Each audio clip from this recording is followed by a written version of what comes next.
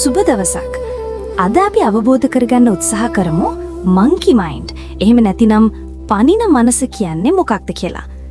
ඔබ කවදා හෝ පන්තියේ වාඩි වෙලා ගුරුතුමා කියන පාඩම අහමින් ඉන්න අතරතුර හදිස්සියෙම ඔබේ මනස වෙනත් තැනකට ගිය අවස්ථාවක් තියෙනවද? මුලින්ම ගුරුතුමා කියන දේ හොඳින් අහලවා. නමුත් මිනිත්තු කිහිපයකින් පස්සේ හදිස්සියෙම ඔබේ මනස වෙනත් සිතුවිල්ලකට යනවා. අද ස්කූල් එකකින් පස්සේ ක්‍රිකට් ප්ලේ කරන්න පුරුවන්ද? අද මගේ යාළුවා මට මැසේජ් කරලා තින්නේ නැතිද? අද ටියුෂන් එකට යන්න ඕනේද? ඔබට හදිස්සියෙම තේරෙනවා ඔබේ මනස දැන් පාඩමින් ඉවතට ගිහින් කියලා.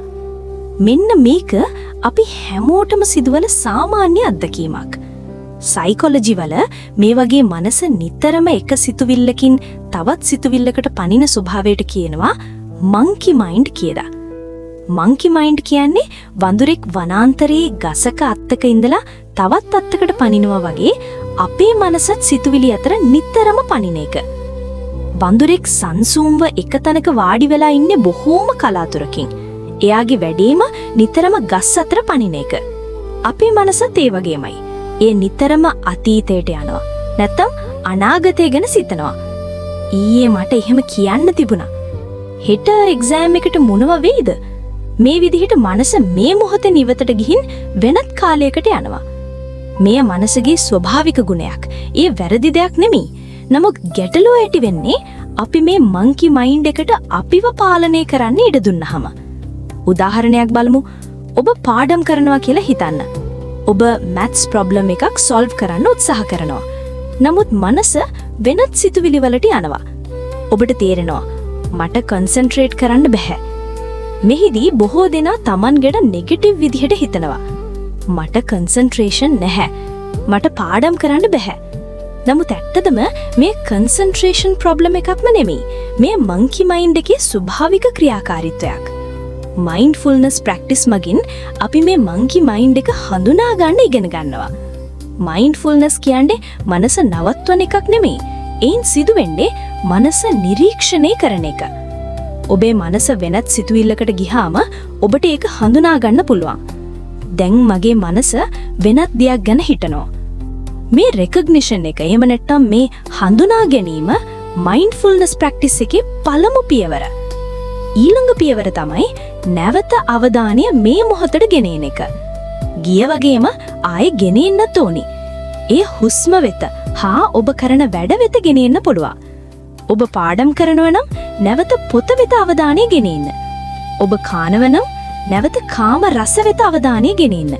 අන්න ඒ වගේ. මේ repeated එහෙම නැත්නම් නිතරම practice කරන විට ඔබේ attention control ability එකත් වැඩි වෙනවා.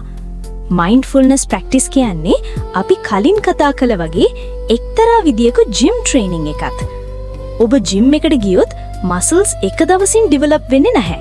නමුත් දිනපතා practice කරන්න muscles strong වෙනවා. mindfulness practice මගින් attention muscle එක develop වෙනවා. කාලයත් සමග ඔබට වෙනසක් දැනෙන්න පටන් ගන්නවා.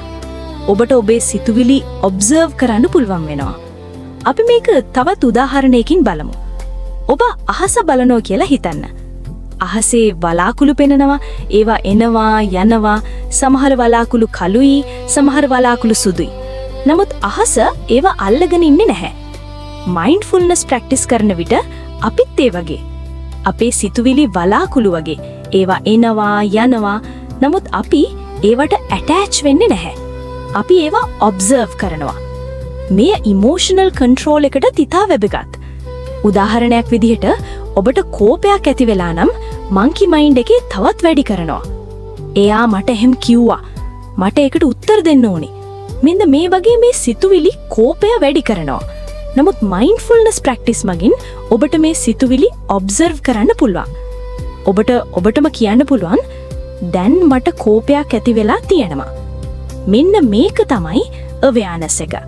මේ awareness එක ඇති වුණාම ඔබට calm response එකක් තෝරගන්න පුළුවන්. ඒ නිසා mindfulness කියන්නේ අපේ monkey mind එක calm කරන training එකක්. monkey mind එක සම්පූර්ණයෙන්ම නැති වෙන එකක් නෙමෙයි.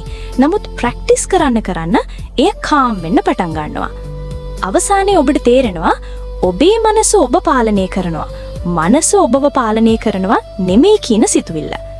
එහෙමනම් අද අපි කතා කළේ මංකි මයින්ඩ් එක ගැන. ඔබට ඒ පිළිබඳ මනා වැටහීමක් ඇති. අපි ඊළඟ වීඩියෝවෙන් බ්‍රීතිං මයින්ඩ්ෆුල්නස් එක ගැන අවධානය යොමු කරලා ඒ ගැන කතා කරමු. එතෙක් ඔබට සුබ දවසක්.